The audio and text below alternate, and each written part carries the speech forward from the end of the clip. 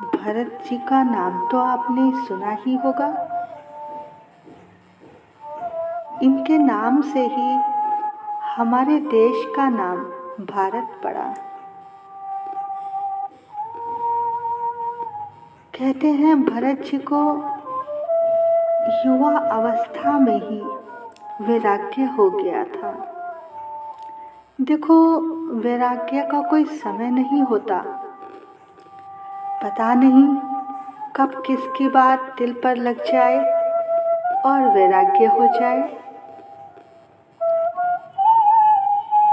कलकत्ते के एक सेठ थे जिनका नाम लाला बाबू था। हमारे वृंदावन में जिनका बहुत बड़ा मंदिर है। कहते हैं लाला बाबू पहले हर समय भोग विलास में रहते थे। एक दिन ये सुबह सुबह 10 बजे तक सो रहे थे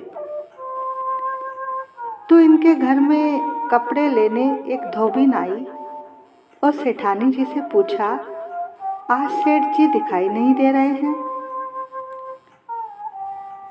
तो सेठानी ने कहा कि सेठ जी तो सो रहे हैं। तो धोबिन ने बड़ी हैरानी से कहा, क्या अभी तक सो ही रहे हैं? सेठ जी अभी तक सो ही रहे हैं? बस ये आवाज सेठ जी के कानों में पड़ी। तभी उसी समय लाला बाबू पलंग से उतरे। उन्हें उसी समय वैराग्य हो गया कि पूरा जीवन मैंने खाने पीने सोने में ही बिता दिया, और ये सोचकर पश्चाताप करने लगे कि वास्तव में मैं अभी तक सो ही तो रहा था। तभी उन्होंने अपना सब कुछ छोड़ और वो वृंदावन चले गए। तो कहने का अभिप्राय है, जिस दिन भी किसी की बात दिल पर लग जाए तो सच्चा वैराग्य हो जाता है। इसी तरह से भरत जी को भी युवा अवस्था में ही वैराग्य हो गया। वो अपना राजपाट छोड़कर नेपाल में गंडकी नदी के पास कुटिया बनाकर रहने लगे, भजन करने लगे। लेकिन एक दिन वहाँ एक हिरणों का झुंड आया। इन्होंने उस हिरण के एक बच्चे को देखा और उससे इन्हें मोह हो गया, जिसकी वजह से इनका भजन छूट गया और इनका एक जन्म कई जन्मों का कारण बन गया। किसी ने पूछा कि भरत जी ने कहाँ तो अपना राजपाट, अपने पुत्रों की सब मोह ममता को छोड़कर ये भजन में लग गए, और कहाँ अचानक एक हिरण से मोह हो गया। ऐसी क्या कमी थी इनके भजन में जो भगवान से प्यार करते करते हिरण से प्यार हो गया?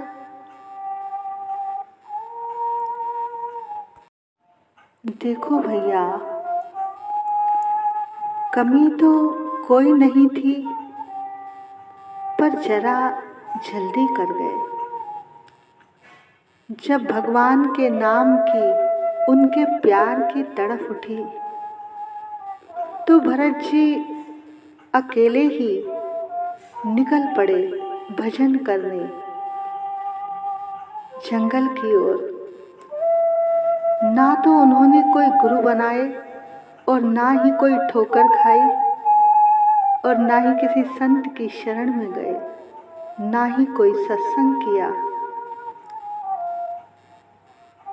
तो भजन करते करते इन्हें इतना अहंकार हो गया। कुछ समय बाद इन्हें ऐसा लगने लगा कि शायद मैं भजन में बहुत आगे निकल गया, और अहंकार तो भगवान किसी का रहने नहीं देते। इसीलिए एक हिरण के चक्कर में फंस गए और इनका भजन छूट गया। किसी ने कहा कि ध्रुव जी को तो 5 साल की अवस्था में ही प्रभु प्राप्त हो गए थे। देखो, एक कथा आती है कि एक बार कई ऋषि कृष्ण से नाराज हो गए कि हम तो हजारों साल से तप कर रहे हैं और ध्रुव को 5 साल की अवस्था में ही आपने दर्शन दे दिए। ऐसा सोचकर वो संत एक नाव में बैठकर नदी पार कर रहे थे। तभी दूर सामने एक सफेद रंग का पहाड़ नजर आया। तो वो जो नाव चला रहा था उससे ऋषियों ने पूछा, भैया, ये जो सामने सफेद रंग का पहाड़ सा है, क्या ये रुई का ढेर है या संगमरमर है या फिर बर्फ का पहाड़ है? तो उस मल्लाह ने कहा कि ना तो ये संगमरमर है और ना ही ये रुई का पहाड़ है। ये तो जितने जन्म लेकर ध्रुव ने तप किया, ये उनकी हड्डियों का पहाड़ है। यानी इतने हजारों साल तप करने के बाद भी उन्हें बड़ी मुश्किल से कृष्ण मिले। और जानते हो क्यों मिले? क्योंकि इस जन्म में उन्होंने पहले नारद जी को गुरु बनाया। नारद जी के रूप में पहले उन्हें गुरु मिले, एक संत मिले। तो पहले गुरु की कृपा हुई, फिर प्रभु की कृपा हुई। तो भरत जी ने ना तो पहले कोई सत्संग ही किया और ना ही कोई गुरु बनाए, ना ही वो किसी संत की शरण में गए। सीधा ही निकल पड़े भजन करने के लिए और इसलिए भटक गए और एक हिरण के चक्कर में पड़ गए, जिसकी वजह से ये फिर इनको कितने ही यानी एक जन्म उनके कई जन्मों का कारण बन गया। फिर इनका एक ब्राह्मण के घर में जन्म हुआ, फिर वहां जाकर इनका कल्याण हुआ। देखो भैया, अगर आपके मन में भी यदि किसी दिन जरा सी भी बात आ जाए कि गोविंद से मिलना है, तो भैया कहीं सब कुछ छोड़कर जंगल में मत निकल जाना।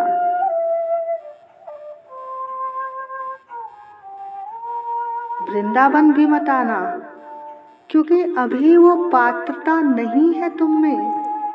उनकी आंखों से आंखें मिलाने से पहले इस बात का विचार कर लेना कि क्या ठाकुर जी की नजरों में देखने की औकात तुमने पाई है। जब भी दिल भरा हो उनके प्रेम से, तो एक काम करना, जैसे एक पत्थर को हथौड़ा मारकर तराशा जाता है।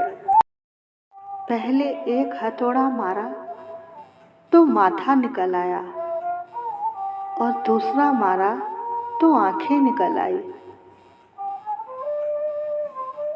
और एक आखिरी ऐसा हथौड़ा मारा कि मूर्ति का स्वरूप ही निकल आया।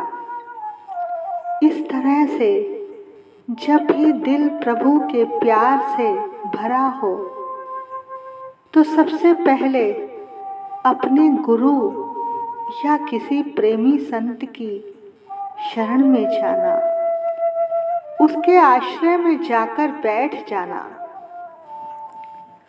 वो अपने शब्दों की ऐसी हथौड़ियां मारेगा, ऐसी हथौड़ियां मारेगा, मगर तुम चिंता मत करना, प्रतीक्षा करना। किसी दिन जब अपने आपके भीतर की सारी अहंकार की परतें फूट जाएंगी, तो फिर उस तरफ से जब तुम वृंदावन आओगे तो गोविंद से नजर मिलते ही आंसुओं की धारा बहने लगेगी और वो तुम्हारे प्यार की ऐसी धारा होगी, ऐसी धारा होगी कि या तो उस धारा में बहते बहते तुम गोविंद के नजदीक पहुंच जाओगे, या गोविंद तुम्हारे प्यार की धारा में बहता बहता तुम्हारे नजदीक पहुंच जाएगा। तो भैया, सबसे पहले किसी गुरु या संत की शरण में जाओ, वही तुम्हारे भीतर गोविंद मिलन की तड़प जगाएगा। तो भैया, पहले जब हम किसी संत की शरण में जाएंगे तभी भगवान तक पहुंच पाएंगे। तो भगवान से यही प्रार्थना करो कि प्रभु, हमारे जीवन में ऐसा संत भेजो जो हमें आप तक पहुंचा दे। भैया, बस ठान लो, इस जीवन में हमें अपने प्यारे को नेत्रों से देखना है, उनका दर्शन करना है। अगले जन्म की बात मत सोचना। अगर इस जन्म में नहीं पाया तो 84 लाख योनियों में भटकना पड़ेगा। तो भगवान तो केवल मनुष्य जन्म में ही मिलते हैं। अब कई लोग कहते हैं कि गुरु क्यों बनाने चाहिए, क्यों संतों की शरण में जाना चाहिए। देखो भैया, गुरु के बिना गति नहीं होती। जिस तरह से जब हम किसी पिकनिक पर या किसी यात्रा पर जाते हैं तो अपने साथ भोजन, पानी आदि सब सामान लेकर घर से चलते हैं। भाई, रास्ते में कहीं रुकेंगे, भूख लगेगी तो भोजन कर लेंगे, प्यास लगेगी तो जल पी लेंगे, क्योंकि सब कुछ हमारे साथ है, सारी व्यवस्था है। इसी तरह से जब हम अध्यात्म के रास्ते पर चलते हैं तो हमारे हर कदम पर एक संत, एक गुरु का अनुग्रह होना बहुत जरूरी है। उनकी कृपा होनी बहुत जरूरी है। तभी तो हमें पता चलेगा कि हम सही चल रहे हैं या गलत। क्योंकि भैया, तुम्हारे द्वारा की गई साधना में इतनी शक्ति नहीं है कि वो आपको ईश्वर का दर्शन करा सके, कि आपको ईश्वर तक पहुंचा सके।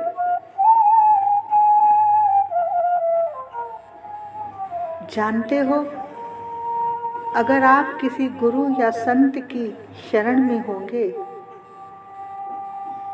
तो वो संत, वो गुरु क्या करेगा?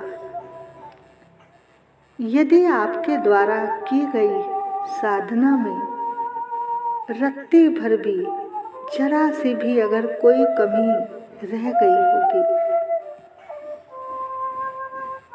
तो वो संत अपनी साधना की डंडी आपके हाथ में पकड़ाकर आपको इस भवसागर से पार कर देगा और उस गोविंद की गोदी में बिठा देगा। ये काम एक संत, एक गुरु ही कर सकता है। इसीलिए पहले किसी संत या गुरु की शरण में जाओ। जिस तरह से जब ध्रुव जी 5 वर्ष की अवस्था में थे तो उनकी सौतेली माँ ने उन्हें कड़े शब्द बोल दिए थे कि जा भगवान का भजन कर, फिर पिता की गोदी में बैठना। तो वो जंगल में जब तपस्या करने जा रहे थे तो रास्ते में उन्हें नारद जी मिले, एक गुरु के रूप में, एक संत के रूप में। उन्होंने कहा, बेटा इस जंगल में कहाँ जा रहे हो? तुम पिता की गोदी में बैठना चाहते हो तो लाओ मैं तुम्हें बिठा देता हूँ। आज गुरु परीक्षा ले रहे हैं ध्रुव जी की। तब ध्रुव जी ने कहा, गुरुजी अब पिता की गोदी में बैठने का सवाल नहीं है। अब तक मैं जिस भी योनि में गया वहाँ एक माँ, एक पिता, एक परिवार मिला। गुरुजी अब पिता की गोदी में नहीं, अगर आप मुझे बिठाना ही चाहते हैं तो मुझे उस परम पिता परमात्मा की गोदी में बिठा दो। ध्रुव जी नारद जी से कहते हैं, कृष्ण का नाम लेकर जो मर जाएंगे वो अमर नाम दुनिया में कर जाएंगे।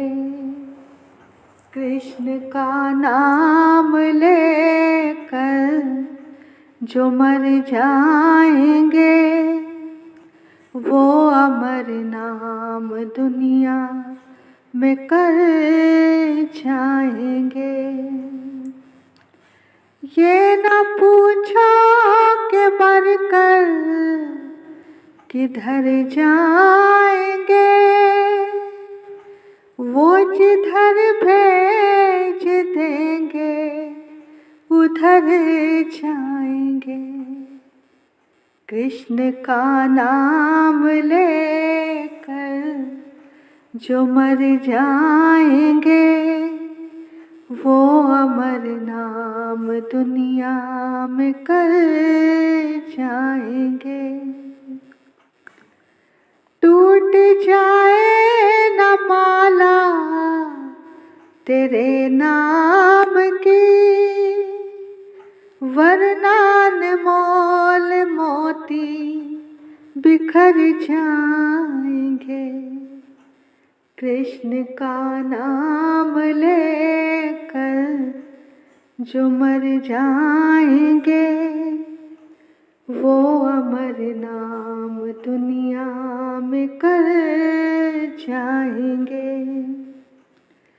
ये दृग बिंदु रो रो के है कह रहे, हम मुसाफिर है कल अपने घर जाएंगे। कृष्ण का नाम लेकर जो मर जाएंगे वो अमर नाम दुनिया में कर जाएंगे। वो अमर नाम दुनिया में कर जाएंगे। तो जब नारद जी ने ध्रुव जी की सच्ची लगन देखी तो उन्हें एक मंत्र दिया, ओम नमो भगवते वासुदेवाय। तब ध्रुव जी ने अपने गुरु जी की आज्ञा से वृंदावन में मधुवन नाम की जगह पर उस मंत्र का जाप किया। जिससे प्रकट होकर भगवान ने उन्हें दर्शन दिया। तो भैया पहले एक संत की कृपा हुई, गुरु की कृपा हुई, तब भगवान की कृपा हुई। बोलिए भक्तवत्सल भगवान की जय।